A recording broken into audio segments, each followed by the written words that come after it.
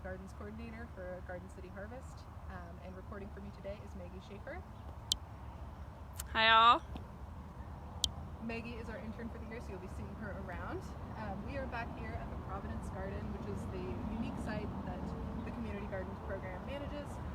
We grow this for the hospital as opposed to having it be rented for families. If you missed our last Facebook Live, Emily goes over a little bit more of the Providence Garden.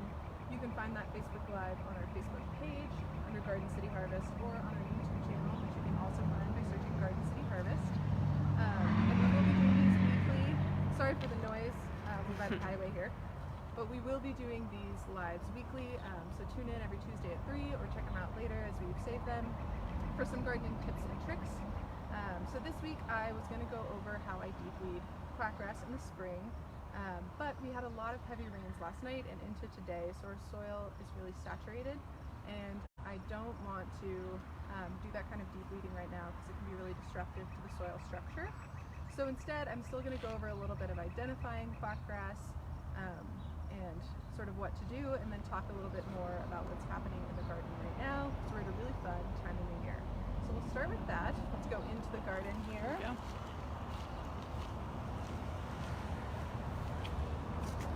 I'm gonna slip there.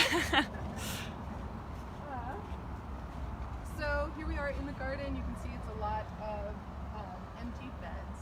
Today is May 12th, and the last frost date of Missoula is either the 18th or 19th in May. So that's an average based on like tens of years, and that's kind of the divider between something called cool season and warm season crops. So far, because we're on the cool season side of that frost date, everything that we have in the garden is a cool season crop.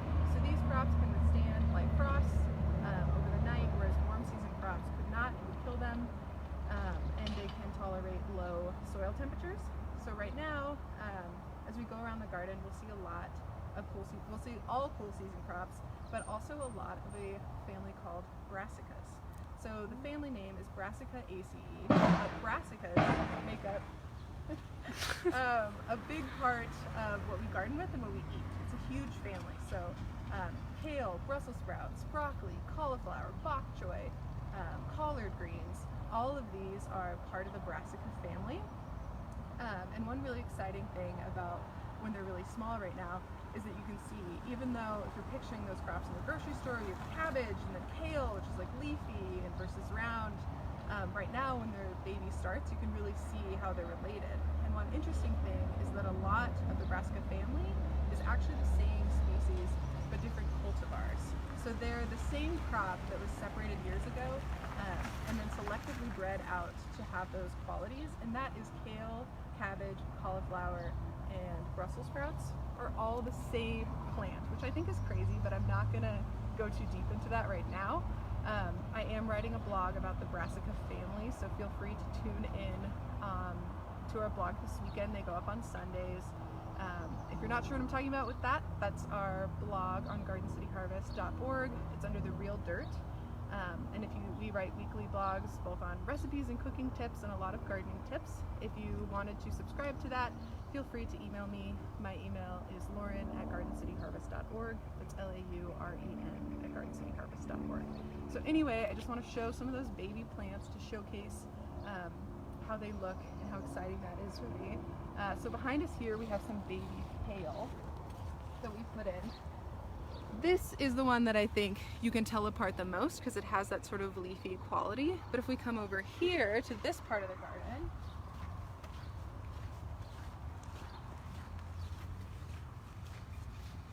so these plants, in the middle here we have lettuce, so ignore that. Fellow's cool season crop, not a part of the brassica family. They're actually in the same family as dandelions, which is fun.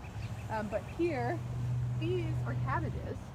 And then right next door are kohlrabi, and they look really similar. It can be hard to tell them apart. These are a couple weeks in the ground, so they're starting to flesh out a little more, but you can just see how similar these look. But anyway, we're now at what we call the quackgrass corner here, so I'll jump into quackgrass, but like I said, tune into the blog to learn more about brassicas. Over here is our quackgrass corner. So quackgrass is one of our most prevalent weeds in Missoula County. It's actually all over the United States. It's originally from Europe, that has spread and is an invasive weed. Part of the reason it's so invasive and prevalent is it spreads not only through seeds, but through rhizomes, which are, they almost look like roots. They're whitish and under the soil. So if we even just pull this one up, you can see here, these are all rhizomes. So the plant will grow from these. And normally, in the springtime, I like to deep weed and pull out as much of those rhizomes as I can, because you can see what's happening here is we have a big crop of quackgrass there, and then it's all shooting these underground rhizomes, and that's what's causing the quackgrass to pop up even over here. This plant probably has a rhizome that goes all the way back to that main crop. So if you're wondering if what you've got in your garden is quackgrass, there's a couple ways to identify this. They have these long leaf blades that are pointed at the tips here, and they have something called auricles, which is spelled different than like the thing that sees the future. But at the base where each of these leaf blades meets the stem, there's a lighter color bit that these are a little more mature, so they're harder to see, but it wraps around the stem. So if we look at this one, you can see that light colored auricle there. And this quackgrass is also pretty light in color, so compared to your turf grasses, it will stand out more in your yard.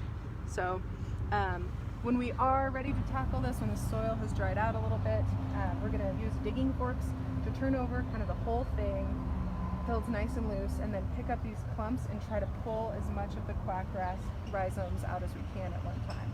So to learn more about that, check out last week's blog, tune in to next week's blog. That's all for Providence today, but one thing is we are going to be talking more about warm season crops. So like I said at the beginning, our cool season kind of ends at May 19th. I like to wait until Memorial Day because that number is an average, and so we can still have a frost after that, but on average that's our last one.